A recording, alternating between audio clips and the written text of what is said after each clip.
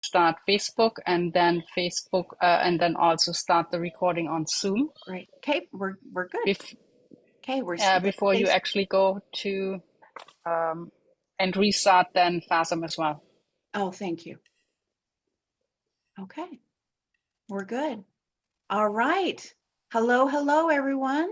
We are getting ready to do the call for Ancient Secrets of a Master Healer, Global Miracle Healing call, and Ann Wilkinson is going to lead. So Ann? Now I'm getting to see the gallery view. Yay! So the first quote that came up for us today, I didn't come here to teach you, I came here to love you. So you guys must be in for a real humdinger because I so love you. These beautiful faces I see. I thought I saw my friend Peggy, but that's not. That's so fun. Can I read these right? Oh, these little tiny things. I probably should have put my glasses on, and I see Beverly and I see Linda, and I saw Shipper's name come up. And it's just so amazing and exciting. And I can even go further on here because there's many pages of your beautiful faces. This is so wonderful. Welcome, welcome, welcome to Ancient Secrets of a Master Healer. You know, when the book first came out, you know, I was giving it to everybody, and we even had this challenge, and you took a picture with people you gave the book to, and then you kind of forget a little bit, you know, about it. And not about the book, because I'm constantly sharing the recipe, making the paste, making the soup for people, but I've kind of forgot to gift the book. And just lately, I've been gifting it. And the people that I've gifted it to, it seems like everybody says the same thing. Whether they wait for a year to read the book or they read it like the next day, they're always like, oh my goodness, that book that you gave me, I just can't put it down.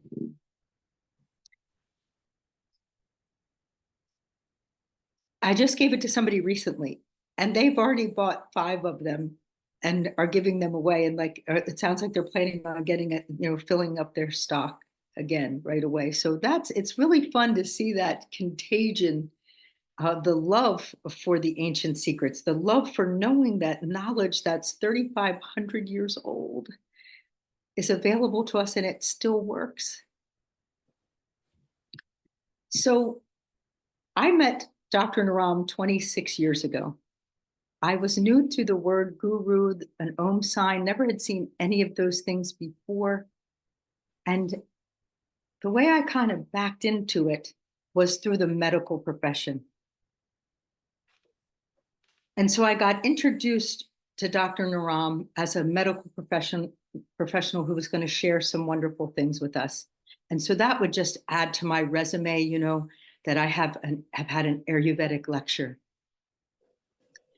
But I still was like, these Sanskrit words, I don't know what they're saying. And so for those of you who have met Dr. Naram, you're going to know what I'm talking about. And for those of you who have never met Dr. Naram, I'm hoping by the end of this call, you'll feel as though you've met him.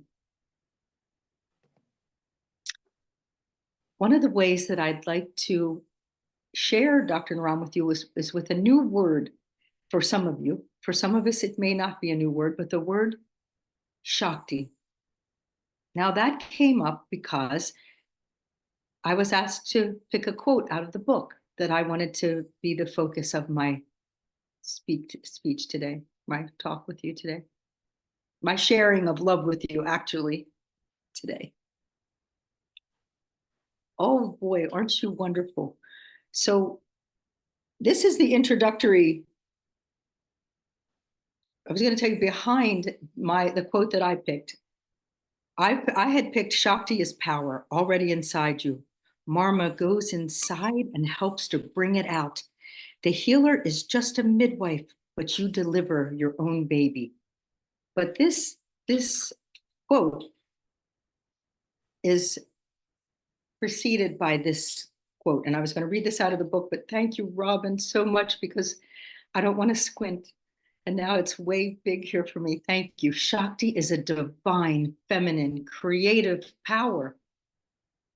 my master taught me ancient secrets for how any woman can develop the Shakti within her. Now, the reason why I lean towards the one that I read first, because I just don't believe the Shakti is just for us women. Because I have to tell you that Dr. Naram embodied Shakti. I have to tell you, the Shakti ripped through him. So as far as I'm concerned, Shakti is something that you should be aware of, that it is a power that's out there. It is a resource available to us. Now, it does come through the vein of the divine feminine. But the men, and in India, you see it where they really love the divine mother. And you'll see a lot of the pundits and things who are so devoted to the divine mother.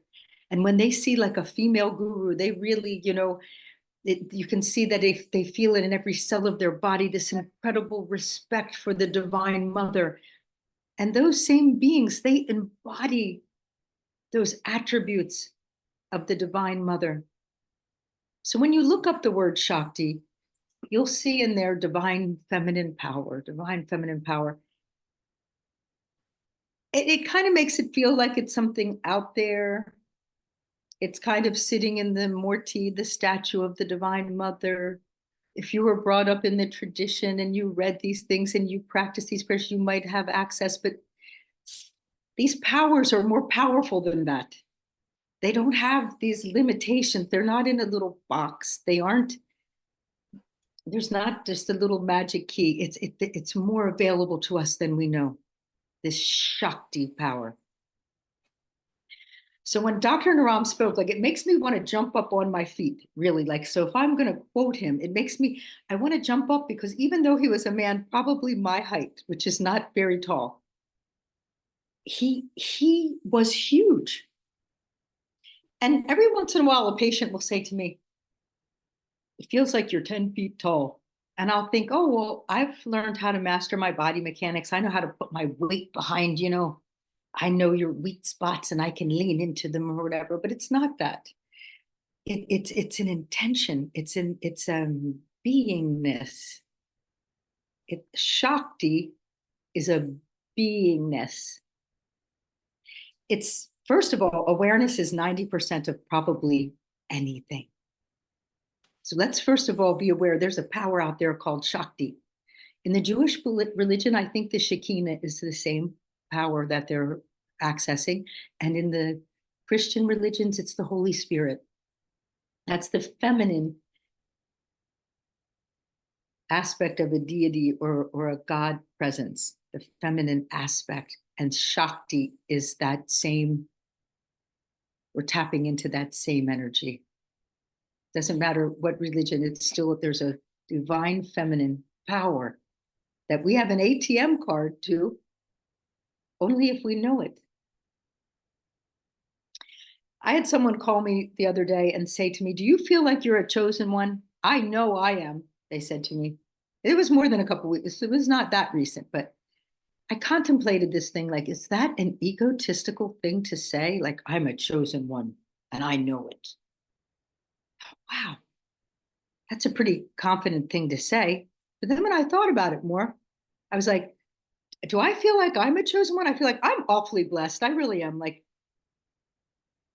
I don't drive a fancy car. I don't have a fancy house. I don't have that kind of blessing, but I have every single thing that I need or that I want. I don't.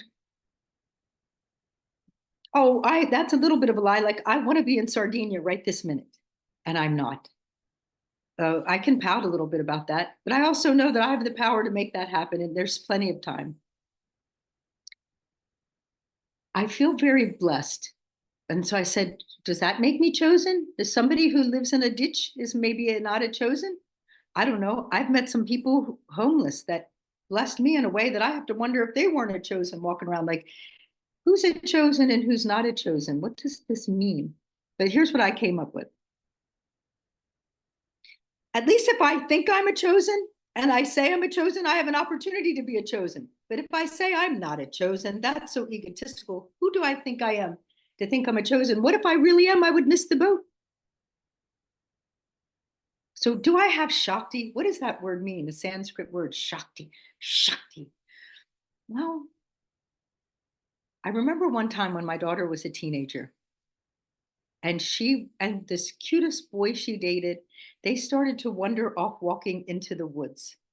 And when they came back, her face looked a little flushed. And I said, I don't want you guys walking into the woods anymore. And we weren't gone long enough, for it to be a big deal, but enough that I thought, oh, I don't know, I feel a little uncomfortable. And so I saw them try to sneak off again later. And I was busy trying to make dinner and do something. And I just yelled, Mike, do it again and you're out of here. And I said it with you could feel like the air crack. The next day he got kicked out of school and he had to move back to New York City. And then my daughter never saw him again. And I was a little bit heartbroken myself because he was so adorable and they really were cute. But I really felt like when I said that, I popped him out of here. And it made me start to be more aware of the power behind my words and my thoughts. And so I noticed that if I move too fast, I may deliver a little bit more power to something that I say than I wanted to. It's like a condensed version. You know how you have bouillon to make broth, and it's in a little tiny thing, and you put it in the broth, and now you have a big pot of broth. I think you have to, when you're aware that you have power, I think it's so important to be aware that you have power. Number one, so you can access it. Can I be a Shaktified being? Do I want to be one? What is it anyway? And oh my goodness, so we actually can access this. This isn't something that's just there for a guru or a goddess, that I can be filled with Shakti and I can use my Shakti to do good things. I think you can use it to whack someone's head off too, like it seems when I did that with Mike. So I think to be aware also must know that power is power. And so to be in alignment with how you're giving your power. So I had a nice, wonderful talk with Carol Ray. I don't see her on here, but and she may be not available today, but we had a wonderful conversation earlier this week. And I said, Carol Ray, it seems as though something that would take me 6 months before, like with a client, say someone came in dragging a leg or someone had to carry them in and put them on my table. And I would look at them before, oh my, this is going to be 3 times a week for 3 weeks. And I probably will need to see them for 6 weeks. And first I'm going to do this and this and this and this and this. And I would have like a timeline. Something has happened since I've done the Ancient Secrets where something will happen in one treatment that would have taken me 6 months before. I have people that in one treatment, they're scheduled for surgery. It's confirmed they have 4 discs. The physical therapist even told them you're not a candidate. I find 2 trigger points, identify the mechanism of injury, get that out of the system. They release and emote the fact that they dragged a leg for 2 years and they haven't been able to, and then it's done. And she said, I'm having the same kinds of things I've studied for years and years and years. It's all of a sudden, it's coming together and it's potent, like that bouillon cube, right? And here's what we did. The 2 of us together, we whenever a bunch of us get on a call together, it seems like we try to solve the problems of the world and make sense of everything. So what we decided was that it very much seems as though eating the mung bean soup, doing the marmas, taking your herbs regularly, getting your pulse taken once in a while when you can, being on these calls, showing up when like-minded group of people like this gets together, like we did in Ashland. Showing up is another 90%. So now we have 180% going for us. 90% is being aware, but I also think 90% a lot of times can be showing up on the call, showing up as a chosen, showing up as a Shaktified being. So if anybody showed up as a Shaktified being, I do have to tell you. Now we've got Dr. Smita, we've had Saima on the calls before. We have these beautiful women that there's no doubt when you look at them, they're full of Shakti. They don't even have to say anything. The Shakti just flings out of their eyes, their finger, just the way they move their body, even the way they walk. I love Dr. Smita's power pose. I don't know why I don't remember exactly now, because I think I've even practiced it when I saw her. I said, wow, look at the power from that pose, right? I practiced how Saimal walks because I said, oh, it exudes such strength and yet feminine at the same time. This is what confused me. Power to me was like, big man with muscles. But it's not. When it's in the feminine, what's the word I want to say? Presentation. And its feminine presentation, it's more silky. It's more,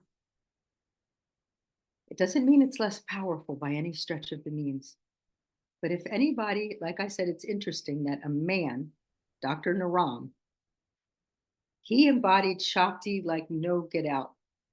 When he would just stand and the way he would just hold his body, and then when he would talk about something and how he would emphasize it with his hand gestures and his head and his, I mean, every cell of his body was speaking to us. So even though when I first met him, I was only maybe say 7 years into homeopathy. I knew what osteopathy was, but it wasn't available to me yet as a physical therapist. They hadn't presented it in a form that I was able to practice it. I knew kind of what it was, and I knew that these modalities were life enhancing. And I knew from having had too many hospital visits for really no good reason that the things that they were doing most doctors were doing things that diminished your life, even put you out cold, knocked you out cold. And I knew I didn't want to be that kind of a doctor. And so homeopathy, ooh, the little white pellet, bing, that fast, problem solved. Wow. The Ayurvedics, the food. I think you're onto something. But then when he started to say that, it had to be this mung bean soup and it had to have these certain herbs in it that I've never heard of in my life. What in the heck is a hing? What is a kokumplung? I think that I resisted making the remedy for even a year because I didn't know what was a hing. And I was too embarrassed to ask. Many times I have a question and I'm afraid to ask it because I think it looked like I should know this by now. I'm sure they've covered this. And if I ask it, it's going to seem as though I'm missing something. So what was that? When I couldn't make the soup because I didn't know what was a hing. What is that? It's a blockage that my mind created. And it was not even a real blockage. Not only is you can get hing very easily, you can even get it gluten-free. How ridiculous. So one of the things that keeps us from accessing our Shakti fully, the way Dr. Naram did it, every time he spoke, it was like that. Not just because he's in a front of people that he loved. I guess he loved everybody because he just got up that way with every fiber of every hair follicle, every piece of his tooth enamel, everything that is in his body was palpating and radiating. So even though I'm looking at him and thinking, this little man thinks that the mung bean soup can cure muscular dystrophy and rheumatoid. Don't you think that in America by now we would have known that? But gosh, you're so adorable. Look how into it you are. And I just couldn't help but to want to know more just because of his enthusiasm alone. I got stuck on how to spell mung. What is, how when you get stuck on something, hing, ho, ho. And I was having a hard time really embracing everything that he was saying because he was throwing out these words that I hadn't heard. So when I tried to speak to him after, he just said, look, just make it with turmeric and salt and black pepper. and some garlic. Just do the spices that you're aware of. Don't worry about the ones, just start that way. And that's what I love so much about how this group got started. Like, we just kept dipping our toe in. What about ghee? Did you ever make it? No, I did. I spilled it. Let's try it. And then everybody on here would do the ghee, and the next week we would share what we went wrong. My cheesecloth must have been the wrong one. Why is it like this? And whatever. And so having a mentor, having someone that is exuding Shakti and that you actually feel it when they're speaking or they're in your presence. I've met some beings, like I said, I know I'm blessed just because of beings that I've met who've been at their feet or whatever. And let me tell you, one time a guru, and let me just, wow, wow, wow, wow. Thank you so much for all the things that you've been saying this morning. You've said an awful lot, and I've had some thoughts, and I've wanted to just share them.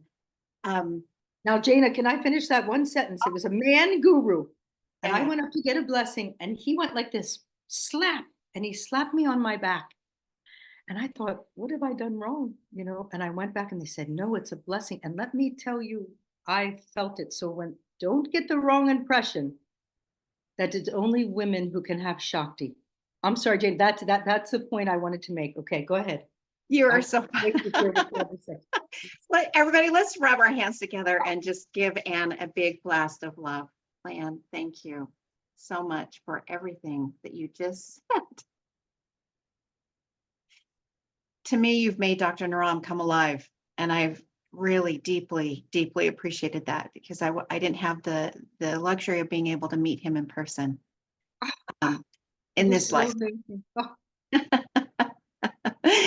But I loved how you mentioned on a lot of the principles that come from this book, giving your 100%, showing up 100%.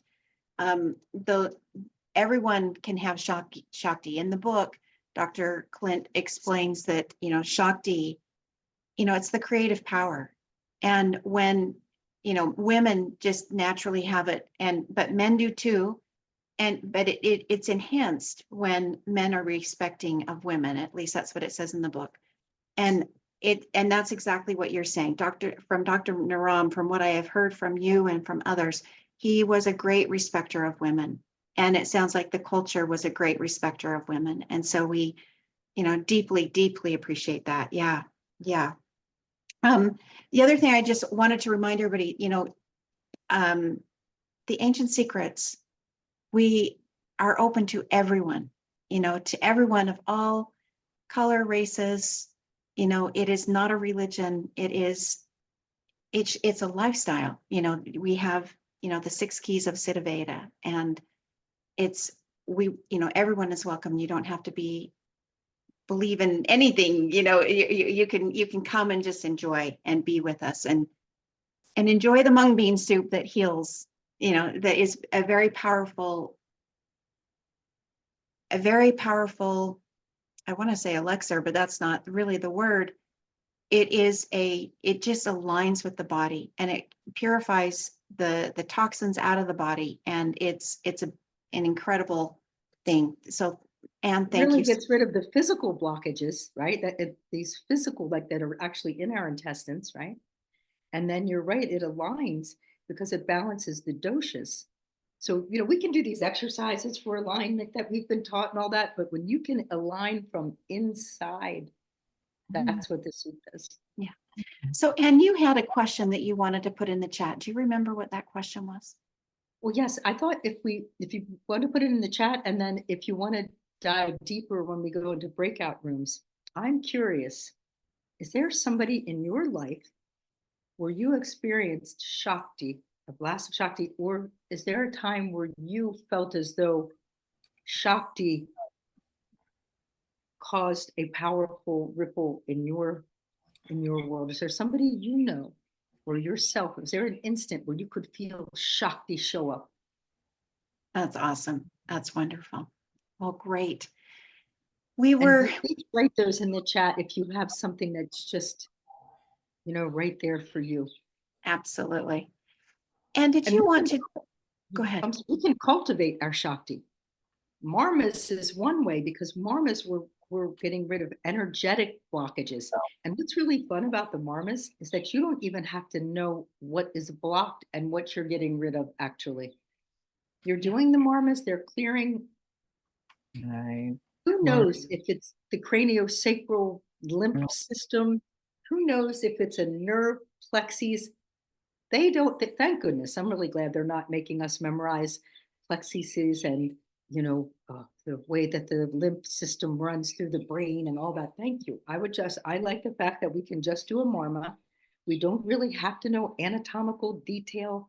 We don't have to recite these things, and they work.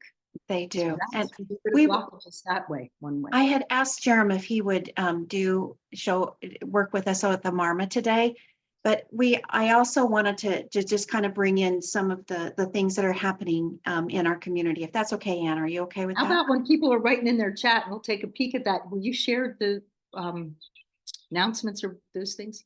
Absolutely, absolutely. We have a beloved member of our community that we've got a couple of them in some critical conditions. Dr. Susan Podrad, would you be able to come on camera and be able to share with us about Afsena? Yes, hi everyone. I believe the last update we've got about Afsane, that she had a minor heart attack. She was in coma, but with all the Zoom call we had and the connection we had with Dr. Clint and Dr. Krishna, all the mantras we've done, marmas we've done, she responded very nicely. Her pulse increased, her cold body became warm, and she was reacted to hear Dr. Clint's voice and Dr. Krishna's. And we've been, as a community, being supportive and going through all those marmas, everything we've learned from Ancient Secret, and the family also around her doing all those recommendations, remedies. But still, her condition is critical, and we hope everyone sharing their prayers, their positive energies, and we hope truly for her full recovery as soon as possible, because she's such a beloved member of our community and we love her so much. And she was always full of love and supportive to everyone, and that's the time she needs to support her back, and we are for her. We just want to let her know we all truly love her. We do all those prayers, meditations, marmas, anything that we learned so far to really bring her to her full recovery. And we are really Do you have a grateful. picture of her? Can we do like this to her? Yeah, I can put it on chat, but I don't know if Robin can share on the I'm sharing that right now. Yeah. Let's warm it up, guys. Yeah, that's her lovely. As Dr. Her Clint was love. mentioning that he had the biggest hug from her. That's how she is. She's always full of love. And that's the time she needs her love returned back to her to bring her back to life again. Can we all put our hands up and put our hands toward Alsana's picture, and Dr. Clint's going to get lots of love at the same time. And we're going to just pour. Let's take a minute of silence and just pour love, just thinking steadily. Love into Afsana, into her heart.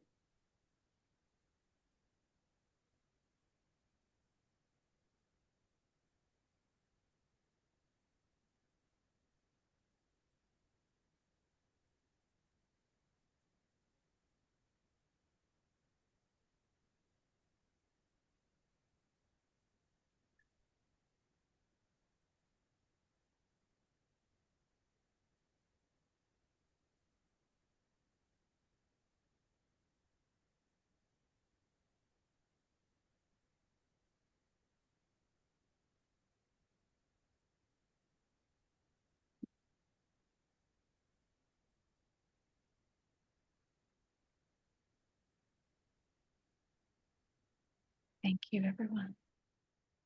We love you, Afsana, and we're with you. I love you, and we are with you, Sana. And Jerem, Well, would you do the Marma? Jerem? Hope you're muted. There we go. Jerem, go ahead. We can hear you now. No, he's muted.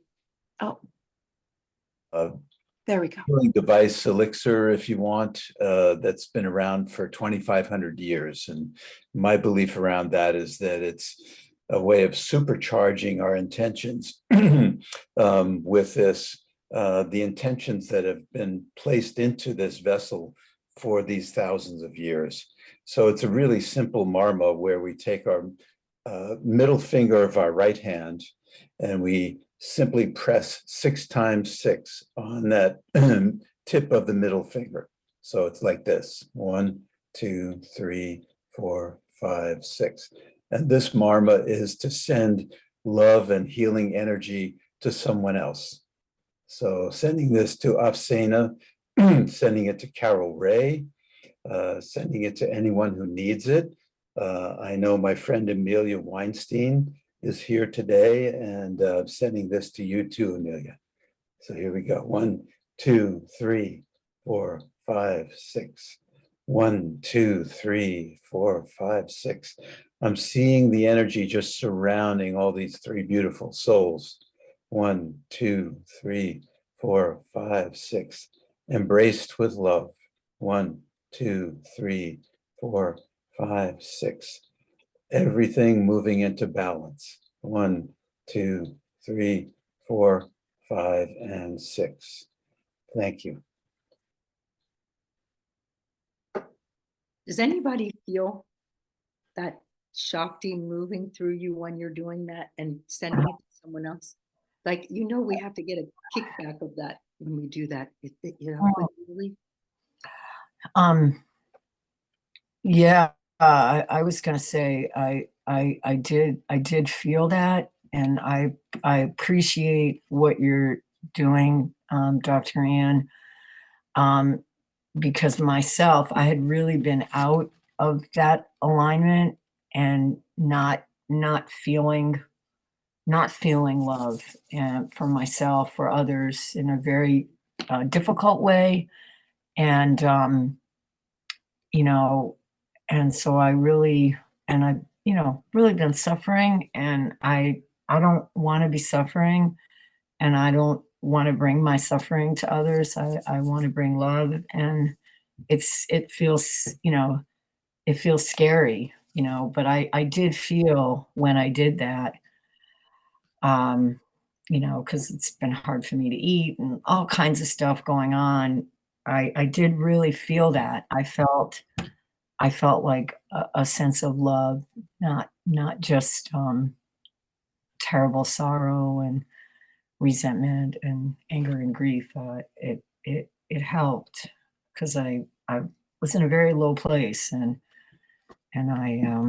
so I received that energy. I hold Carol Ray and Afsana. She's a beautiful person. Is there anybody else? And myself, and I'm holding also just people in the community, Linda, and I'm holding my dear friend Dakota and Harold and Martine and anybody else in the community, because I want to come back to, I really want to come back to, I want to come back to love, because whatever the problem is, I think love is the answer.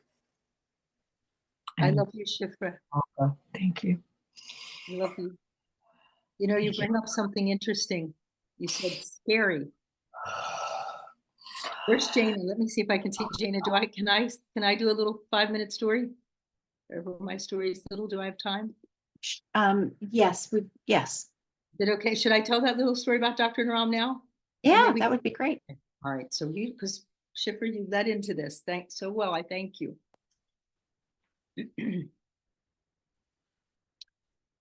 Right after I saw Dr. Naram speak a couple times and, had gained respect for him as a doctor.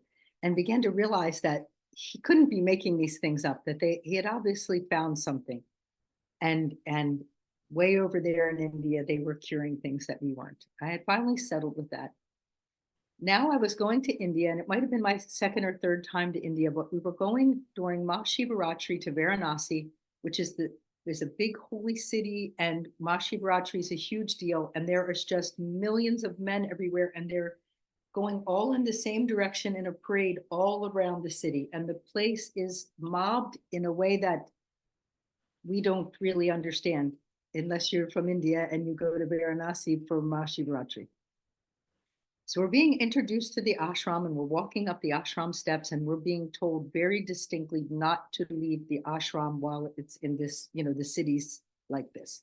That when this parade and this day is over, we'll be able to walk around, but not by yourself, not now, not with this many people, and mostly men. Just as they're making this point very clear, I hear a voice, and it says, "Follow me." And I couldn't see the person who said it, but I knew that voice, and I turned right on my heel, and I got behind 10 other people who were moving. And I mean, you're like a laser, because it's just tons of people. And not only is it tons of people, then also it's windy little, like can't even call them a road. And then all these little shops, open aired shops, just hundreds and hundreds, maybe thousands of them, just going all through the city. And so I'm short too, so I'm really not being able to see very much. I'm just behind someone, and they're moving, and I can't even believe that I did this, but I'm doing it. And we're going, and it's a while before I realize it's Dr. Naram who has said, "Follow me." And I just couldn't resist and went. And we get halfway to where we're going, and he stops at a spice shop and makes us take all of our passports and everything and leave them there. And I'm thinking, have I lost my mind? But we do it, and we follow again, and we end up at this temple, the Shiva temple in Varanasi. And he says there's a golden lingam inside, and if you're a healer and you touch the lingam, you'll be enlightened. Well, who doesn't want to be enlightened? Shortcut. I'll go, okay. That's it. So we go in. I'm like, wow, no wonder I stepped in line. My soul was saying yes, okay. So we go in, and he's ceremonial with us and teaching us at the same time, and we touch the lingam, and we feel very shocktified, and we come out, and there's a big, tall, and there's not a lot of big, tall, but there was a big, tall policeman, and he said, "You Westerners are not allowed in this temple, and I'm arresting you." Now I'm saying, I'm never going to see I'm doing like this. Oh, I'm never going to see my daughter. Our Father, help. And Dr. Naram jumps up, and he says, "I'm the one who brought them here. You don't arrest them, arrest me." And his chest out, and he's standing like this, And meanwhile, like the height difference is like several feet. This man is huge. He's 6 something. Dr. Naram was 5 something maybe. And so then the policeman takes him away from us. Now I'm like, oh, now we're really never. I have no idea. I don't even know what to call where we are or where we even came from, because it's all these Sanskrit names that all kind of sound too long with an extra syllable. And I just couldn't, there was no way I could describe to someone where we came from, and where we were. I was just mortified. And then sweet little Dr. Naram and the great big policeman, and it was just awful. And it maybe 10 minutes went by, which felt like probably 40 minutes.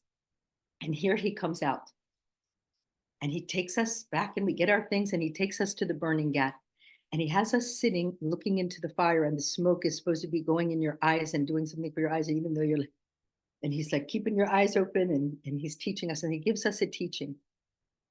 And he said, "Do you know why I didn't get arrested? Because I wasn't afraid. Do you know why I wasn't afraid? My guru taught me not to be afraid."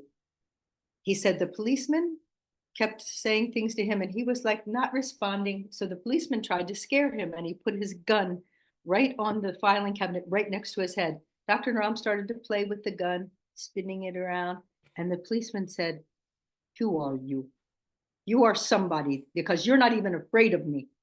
Something is going on." "Who?" He said, "I already told you my name."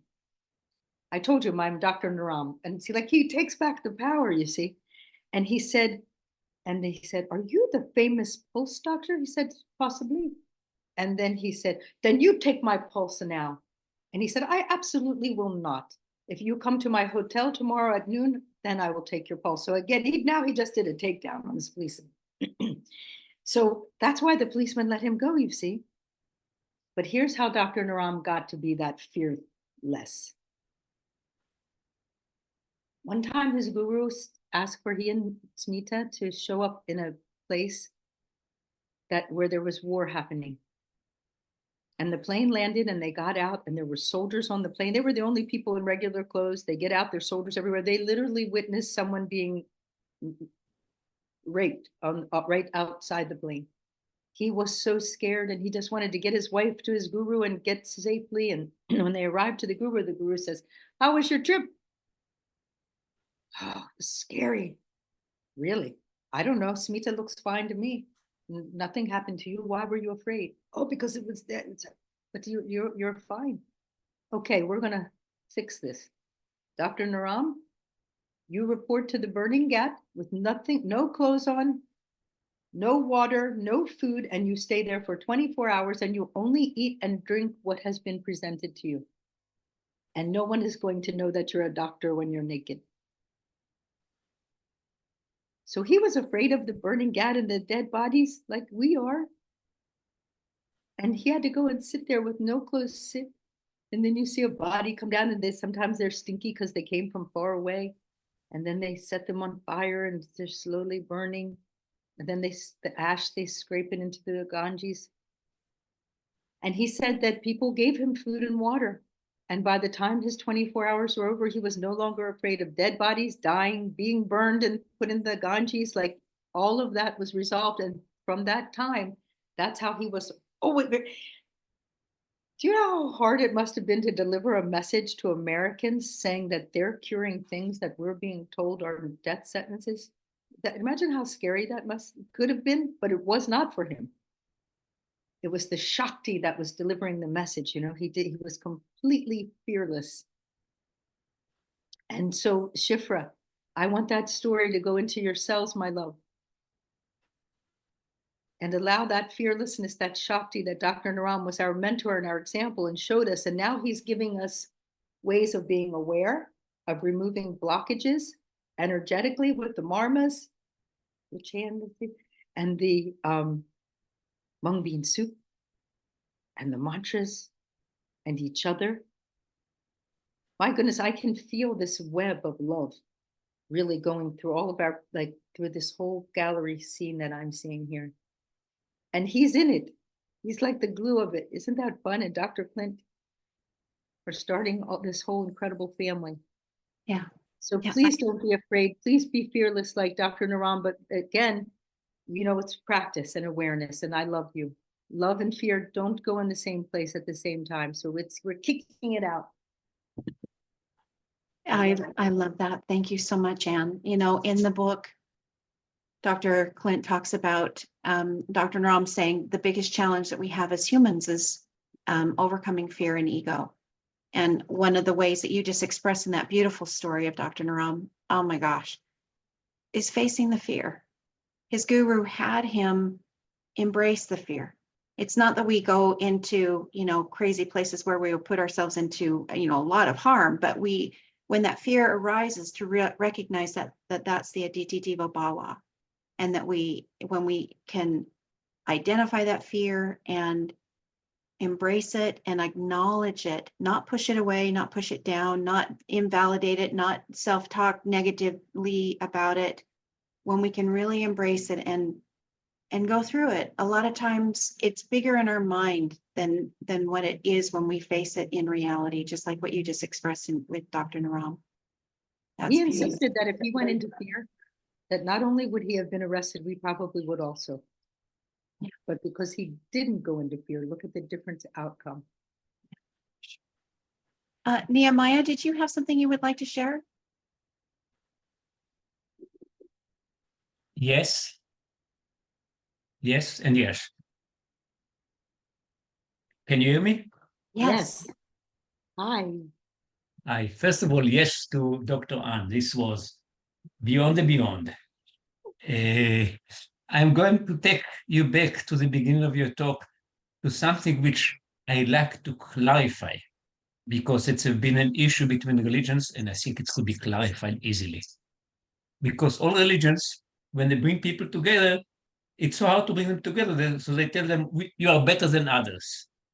Only through you we can come, or you're the chosen, and all this. And it's part of building a religion in a dualistic world when people are not on this level. So at least we bring them together to one group. So therefore they chose God and God chose them back. But then he told them, you are chosen over others. So then they stayed together because this way they survive against others, So anyway, that's the way it started. What happened with me and with many people, we started to contemplate because it was an issue. And then in the synagogue, they changed. They interpreted it from the Kabbalah to say, blessed are you, the Lord, who chooses us with all nations. Everyone is chosen in his unique or her unique way.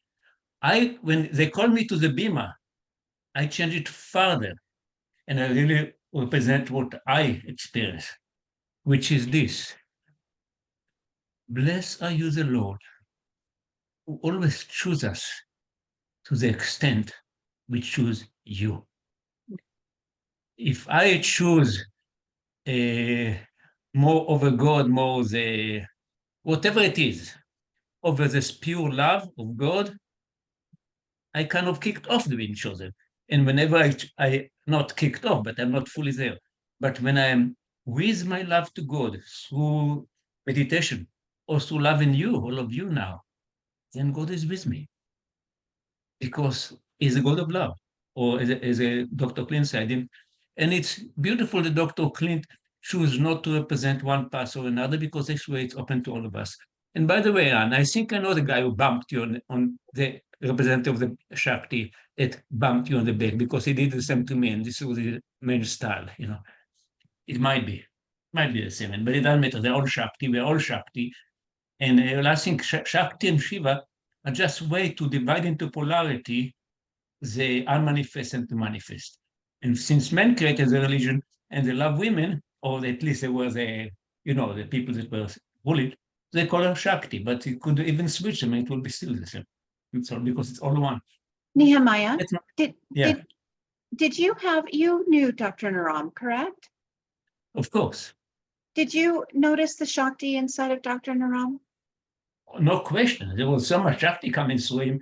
It's like you would sit with him for 1 or 2 minutes or even less, whatever it was, and he would give you one word or another, and you'd feel complete and live happy.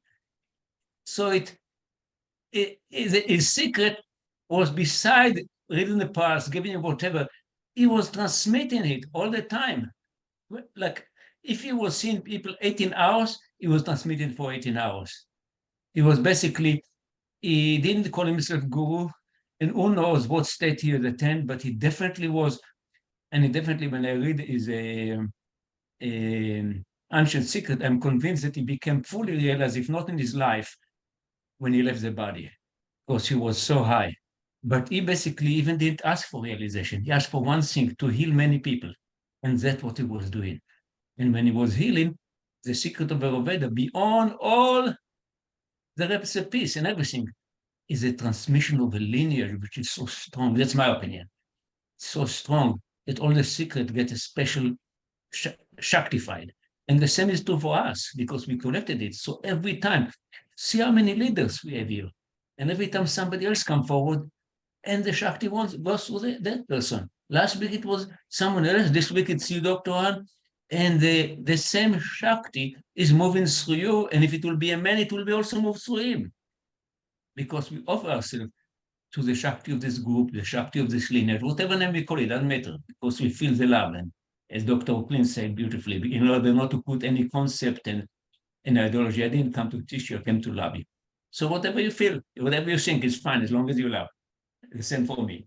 Thank you so much for listening. I hope I didn't talk too much. So much. Thank you so much. I really felt your connection with Dr. Naram through your words, and it was beautiful to be able to hear that. Thank you. Appreciate that. Thank you.